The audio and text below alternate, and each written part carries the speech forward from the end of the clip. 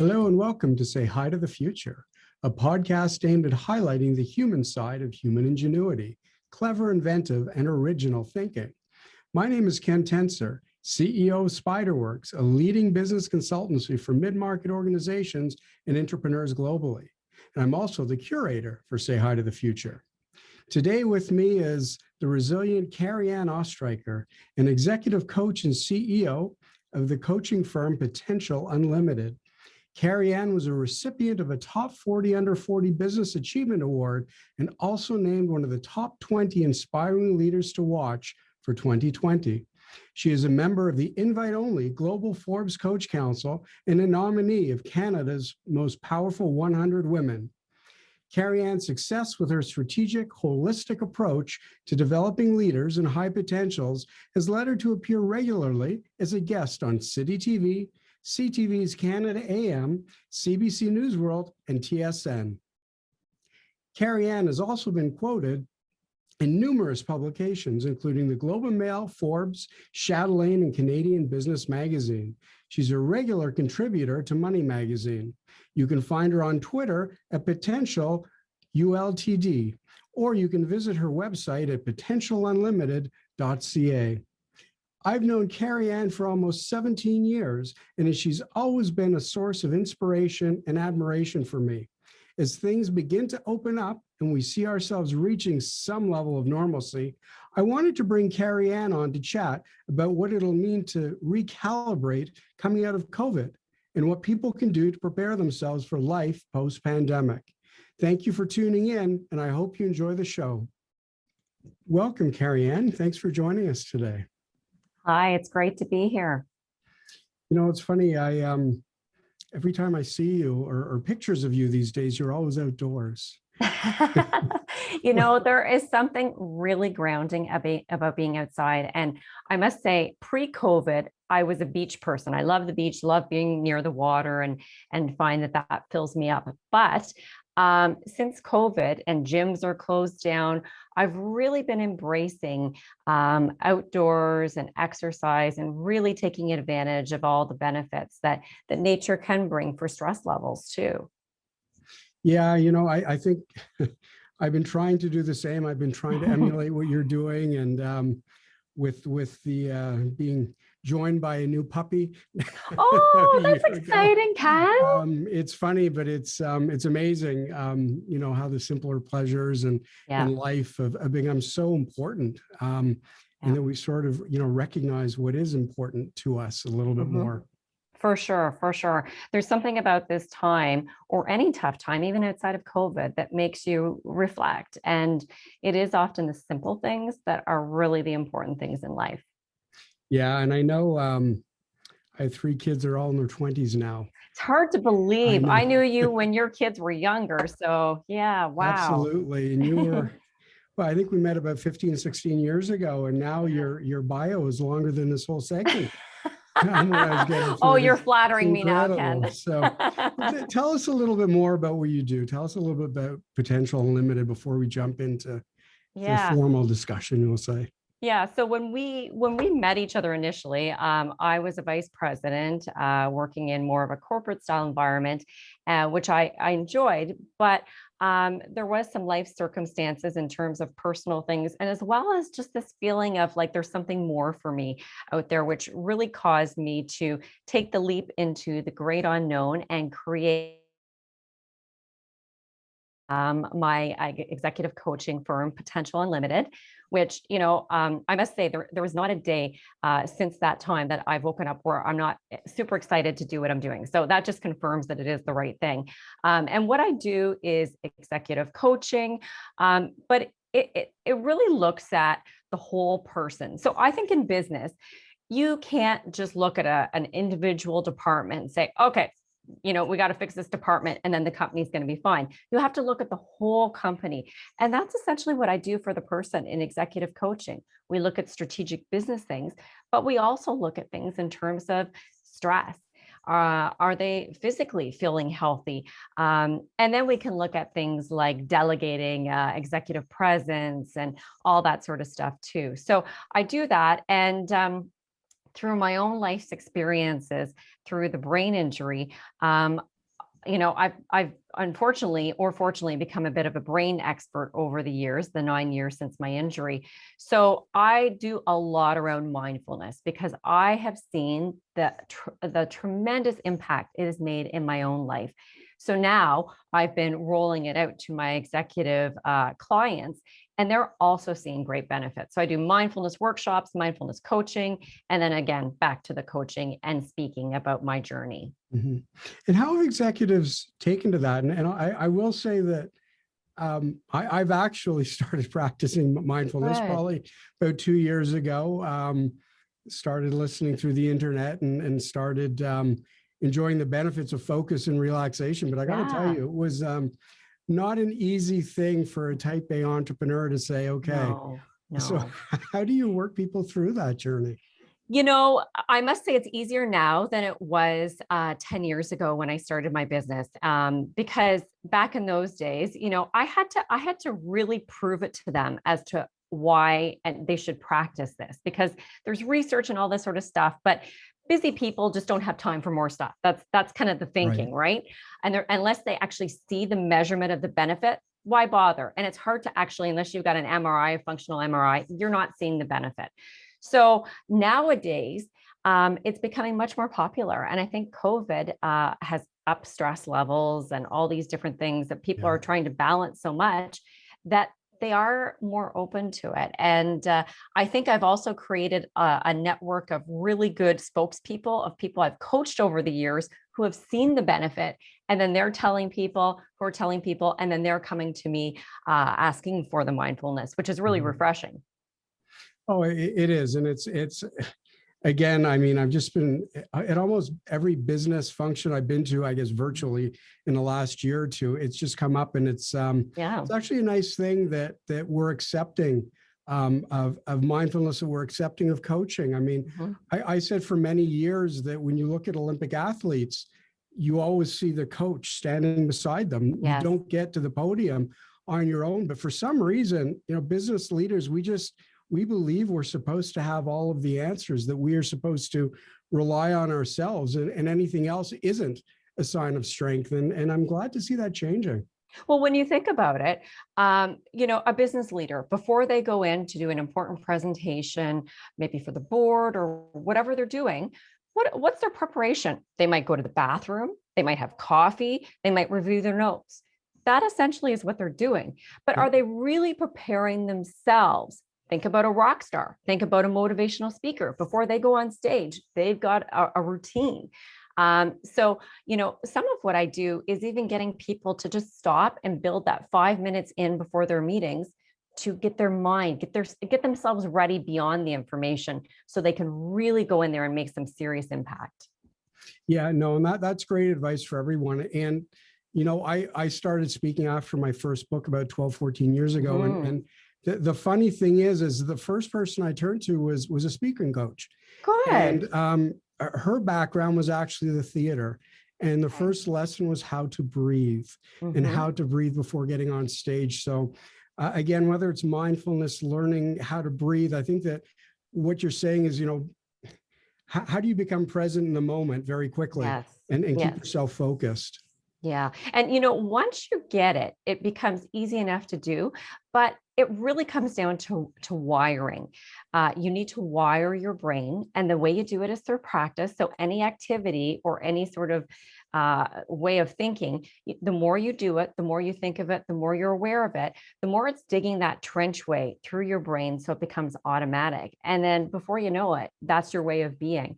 I think in many ways, I'm the same person that you would have talked to 15 years ago, Ken. But on the other hand, I'm different. Yes, because of my brain injury, and I have lost my husband to cancer, and all these different things that have happened for me. But some of it is just I've really learned some tools that have made a profound impact in my life and in my business. Yeah, and you've mentioned it a few times now. I mean, we're talking a little bit about resilience. We talked about it Mm. last segment. You're probably the most resilient person I know. I mean, what you have Yeah. gone through, and Yeah. how you talk today about getting up in the morning, being excited about what you do. Tell us a little bit more about that journey, because it truly is remarkable. Well, I think of my life when I think of my past, it was the most normal, quote unquote, past a person could have, normal parents, normal siblings, although I like to tease my brothers, they're maybe not so normal, but, life was normal. And I had this career path. I thought I had it all figured out, super ambitious, type A, like nothing's going to stop me. And I had this naive image in my head, I guess, of what I was going to be like in the world. Super successful, super fit, amazing mom. Like I just had it all, right? Like in my mind, I was going to be this super woman. And then, fast forward, life hits. And, I married an amazing man, Jeff, and we had two beautiful girls who are now ages 12 and 10.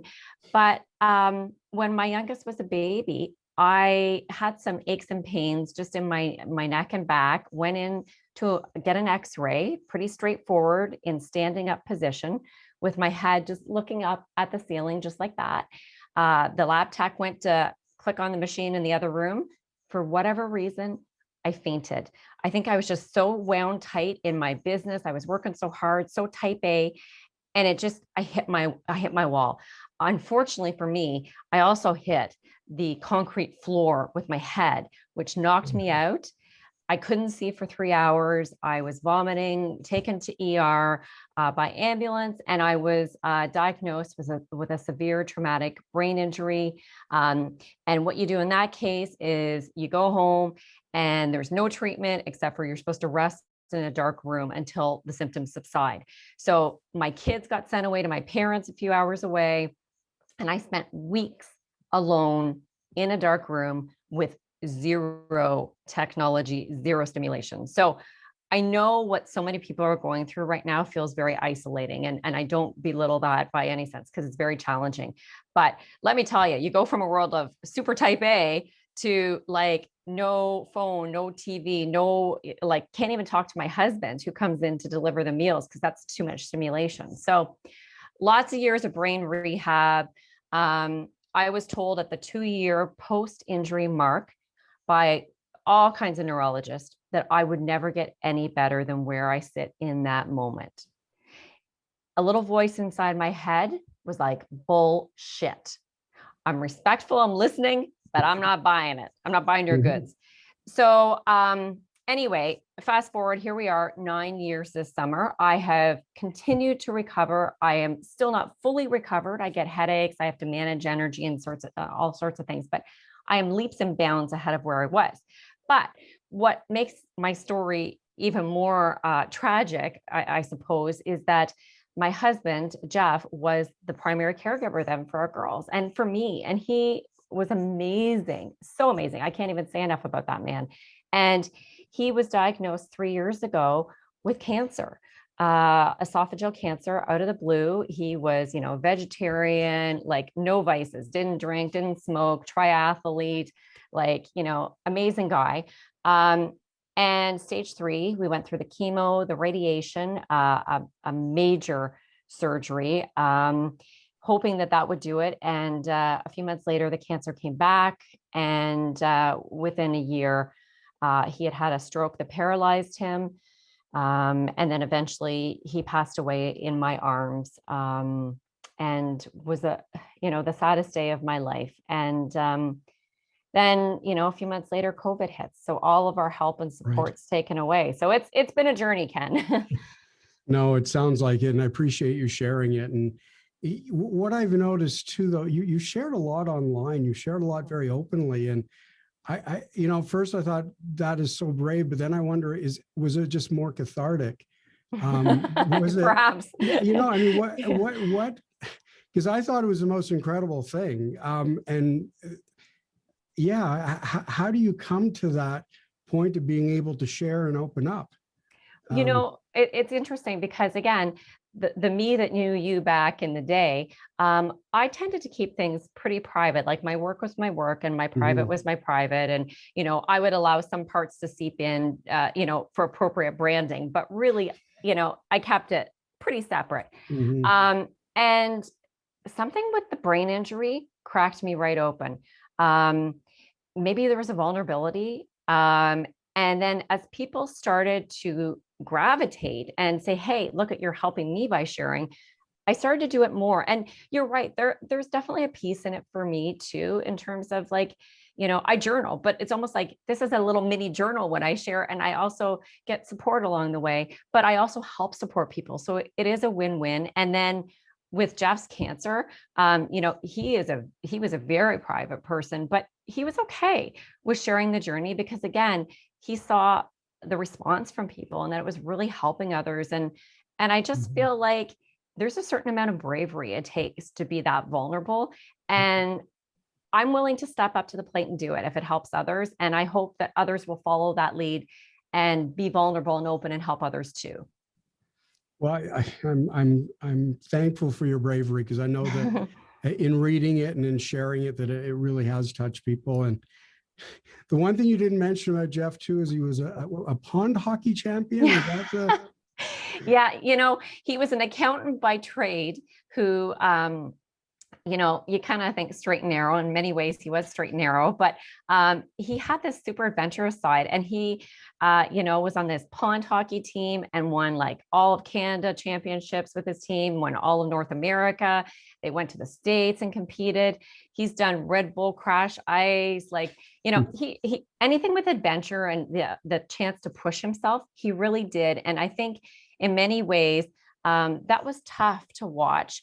Him fade away in terms of the cancer and his physical strength, and even the stroke, taking away many of his physical abilities, but he still kept fighting even against the odds. So I really respected that about him.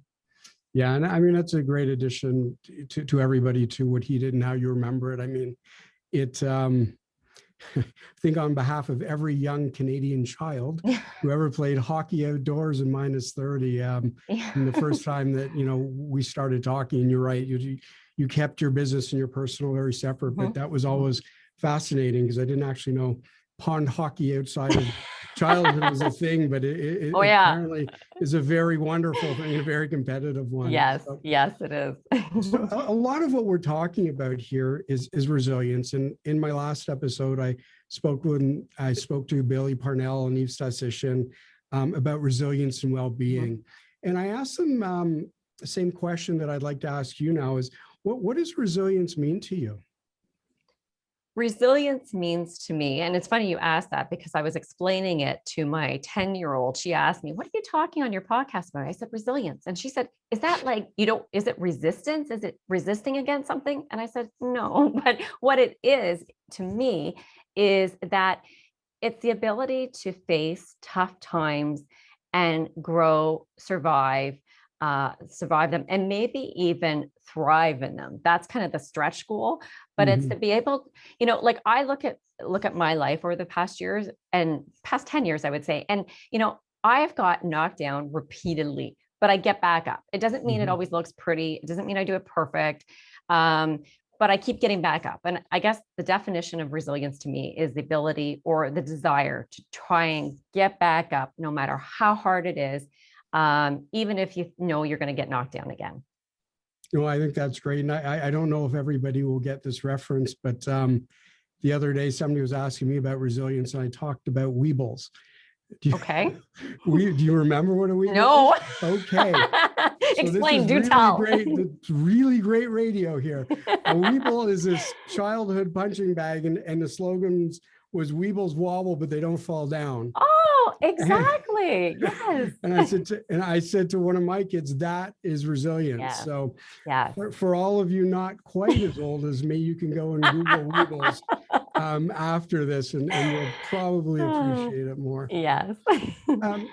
The other thing I say about resilience too, I mean, as an entrepreneur, it's one of the 4 values that I've always had. I mean, and there's a fantastic prof out of Harvard, Rosabeth Moss Cantor, and she always says that everything can look like a failure in the middle. That's what she's called Cantor's law.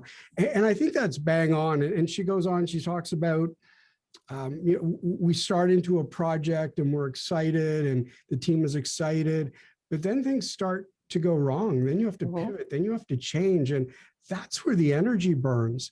So for me, I mean, resilience and the ability to change or transform is just so critical in every part of our life today.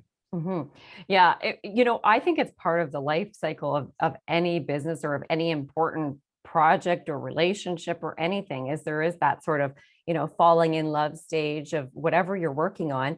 And then things do get tough. And then you got to kind of like re-strategize, re-navigate, keep your communication clear, and then find a path that's going to continue to take you forward. And it may be very different than the path that you first anticipated. Yeah. And, and I'm always incredibly careful to look for positives, if you will, out of the pandemic, because it's obviously taken an incredible toll on everybody, and it's taken tolls on lives and families. But there's one thing I do take from it, is that everyone in the world has learned how to change or transform. And I think that, when the pandemic first became a reality for me, I was driving home from work, and we're approaching our 30th year in business. And I've been there 17. We'd never had the office closed, didn't matter, snowstorm or whatever. But all of a sudden I realized that 7.5 billion people weren't just connected through technology. We were connected through this incredible event, this extraordinary event around the pandemic. And all of our lives changed in an instant. For sure. And from that, I think I've learned and been able to help other people learn that change and transformation isn't that scary, because we've just gone through a heck of a time. Yeah. And, I think, as cliche as it is, because I've heard it a zillion times, but we're all in it together. And I think that's the interesting thing, is like, this isn't just a Canada or the US or Europe, like whatever it is, it's everybody. It's impacted. And it's amazing. Like, I wouldn't have imagined 2 years ago that I would have been going into a bank with a mask on and not get arrested. But, we're all facing similar things, and it is what it is. And there is something that I hope proves to people how resilient they are. But I also think, Ken, there's a lot of fallout from this too, that is going to need to be cleaned up or dealt with in terms of mental health. And it's been a struggle for so many people. So yes, I think that there are many silver linings, but I think from a resilience standpoint, I think people have really been tested in serious ways here. And if people are feeling like they're faltering, it doesn't mean that they're not resilient for those that are feeling that way and listening. Right. This is building that resilience muscle, and sometimes it's going to hurt. Yeah. And I think, to your point there, for those who are looking for that help, as you said, we have been in it together. I think there's that acceptance that it's been challenging on everyone. And I think it's provided us, hopefully, an open dialogue or feeling at peace to talk about challenges that we've had during this time. And I hope that ability to open up, especially in business, does become another silver lining, because, as we talked about before, in business, it's very hard to say, I'm hurting, I need help. I'm not at ease with the situation. So hopefully that will come to pass too. Well, one thing that I think is really interesting from a business perspective with COVID is, before this time, there still were a lot of leaders who were like I used to be, that, pretty business is business and home is home, and will allow parts of it to seep in as executive brand is important to do so. And that was where things stopped. Then all of a sudden, COVID, you've got people's kids running around behind, you got dogs barking, you got delivery people repeatedly banging on the doors. And it doesn't matter if you're a CEO or if you're a coordinator level or whatever it is, we all got stuff we're dealing with. And it's tough. So a lot of people are just about ready to crack at certain times along this COVID path. So I think the more people that have been, especially at higher levels, are able to share, hey, this is tough, and here's kind of what I'm experiencing. And let's just talk about it. And it's not necessarily airing dirty laundry. It's not necessarily venting, but it's shining a light that things are not perfect. At the start of COVID, I was talking to a senior executive who was telling me how amazing him and his family's life are. His wife is teaching the kids piano and astrology, and everything's just amazing and great and perfect. And I was like, it made me feel like I was a failure, because I thought, I am really struggling to get food on the table for these kids and run my business and do homeschooling. And this guy says everything is perfect. Like, what's wrong with me? But I think he was doing a disservice. I'm sure not everything was perfect for him every day, but he wanted to give that appearance. And the reality is, I think nowadays we need to hear the truth that even people in leadership positions are finding it challenging at times, but they are rising to the occasion. And that's where the resilience comes into play. Yeah. Well, to balance it out, I can tell you it hasn't been perfect for me. Good. I'm glad to hear that. The other thing with resilience and the other thing I think I learned more of, very much with the help of my youngest daughter, who again, they're all in their 20s, but the notion of gratitude. Yeah. And I really, really tried to embrace that on my own, but once in a while needed a little help. But I mean, I have a pretty good life. I have beautiful kids, and I'm doing what I love doing. So I have a pretty good life, and I had to do it from home for a while. And I think that learning gratitude was probably one of the most important things that I could have done in the last year. Not that I'm perfect at it yet, but just opening my eyes to it. You know, I was taught lots of really important things in brain rehab, and I was in 5 different programs for about 6 years. So did a lot of really in-depth stuff. But 2 things that I learned that relate to what you're talking about is to learn how to wire my brain for gratitude and compassion and when to apply them.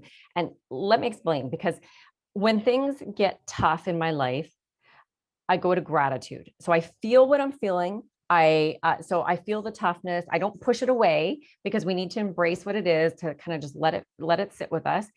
And then I'll start thinking about, okay, the things I'm grateful for. And the more I practice that, the more I would do it, which then made it automatic. So it was like the switch. I would let myself feel it for a bit and then switch on gratitude and think about what I'm thankful for. Compassion is when I'm frustrated with people. When I'm like, okay, why did that person just do this? Or, or a situation's just really annoying me. I then flip into, okay, I don't know what their situation is. I know what mine is, but I don't know theirs. And probably a lot of people don't know what my situation is either from the outside. So I learned to realize that everybody's got their own journey and their own stories. And even though they may seem crazy to me, certain individuals and their behaviors, the reality is we're all people just trying to do the best we can. And when I can see it from that lens, then it takes the heat off of me feeling so frustrated. And really, what good is that doing me anyway? Yeah. Well, and I love the way you describe that, because I mean, if you think about compassion in business, and I'd say there wasn't a lot of compassion in business pre-pandemic. I mean, you think of what we learn about negotiating skills, which is understanding other people's perspectives. But you do that, and to be flat out about it, in an exploitive type of way in business, because you want to out-negotiate. This is what we're taught. And all of a sudden, this compassion, or this skill, this understanding, it's being used for good. Yeah. And I think that that's an incredible change that I hope we take forward. And I can even speak from my own personal experiences. Like, I used to be, and I still am competitive, but I used to be really competitive, and I just wanted to win, whether it was in business or in athletic competitions or whatever. I wanted to win. And even if that meant steamrolling over somebody at times, which, not very good. But now I've been able to shift that, and I just want to help. I just want to help the world. I want to be of service. I want to collaborate. And yeah, that's a much better technique. It gets you further in life in many senses, and you feel better about things at the end of the day. You're helping versus running over somebody along the way. Yeah. And I guess my fear, and it is a real fear, that a lot of what we learned we'll forget very quickly. Yeah. Whether it's compassion, whether it's gratitude, offices will open, we'll be back at work, we'll be commuting long hours. I'm really hoping there's a way that we can take some of what we've learned and bring it into this new reality. Ken, I actually fear that too. Like we all go through things in our lives, and, for women who have given birth to a child, there's a reason why we have a second or third or however many kids we have, because we kind of forget the pain of the first time around. So I am fearful that there's Yeah. going to be some of that lost. But I hope, and this is where I'm going to challenge organizations and leaders who may be listening to this, is to start to put structure in place and policies in place, whether it is flexibility and work from home and different things, to allow for different ways of things to continue and different dialogues. And, I think we've been through this tough time. It has changed us in some capacity. So I don't think we're going to go back exactly to the same way we were, even if we want to. But I think we do need to just have reminders to kind of keep any lessons learned. So maybe there's a time for reflection now for people before we kind of start to come out of this. What do you want to take with you? What did you learn? Yeah. And, it's funny, millennials to me, they get a bad rap. And the incredible thing is when you truly look at how they live their lives, whether it's a sharing economy, whether it's a mindfulness for their environment, for the world, for other human beings, I think that there's just so much that we can take and learn. And I'm hoping, and also nobody likes housing prices going up, but when you see what's happening in the rural communities, the people moving out there, shows that there's this appreciation, as you talked about off the top, for nature and for finding ourselves or grounding ourselves. And I think millennials are hopefully will show us the way, a very positive way. I do too. And, I think probably many of us can think of people we know who have sold their house and they've moved a couple hours out of the city. So, they're kind of betting that leaders are not going to be calling them back in, 5 days a week to their offices. But I do hope that with millennials, I think that they are very smart in that sense, that they've got a good sense of balance and a good sense of doing service and helping.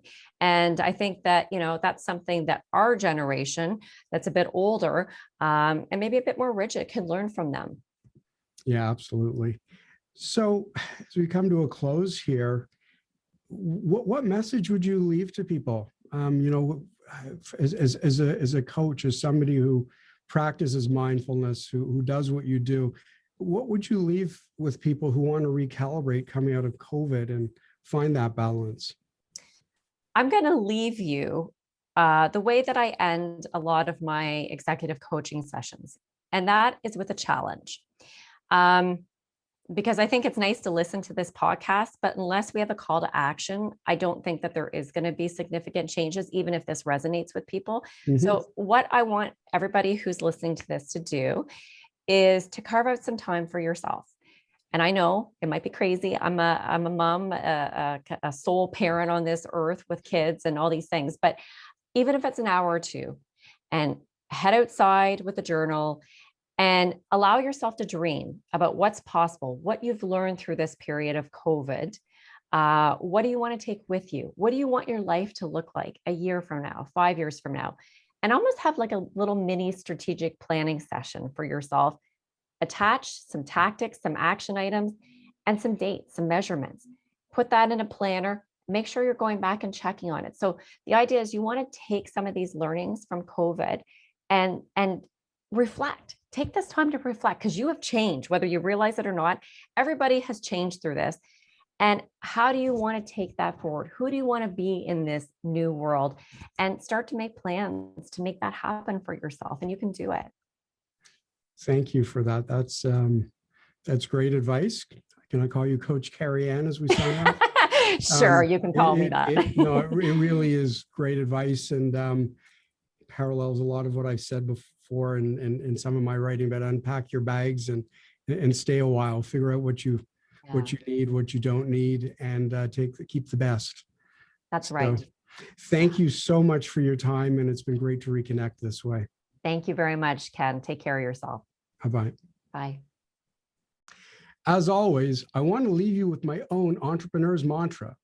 Believe in yourself when nobody else does. Trust yourself when nobody else will.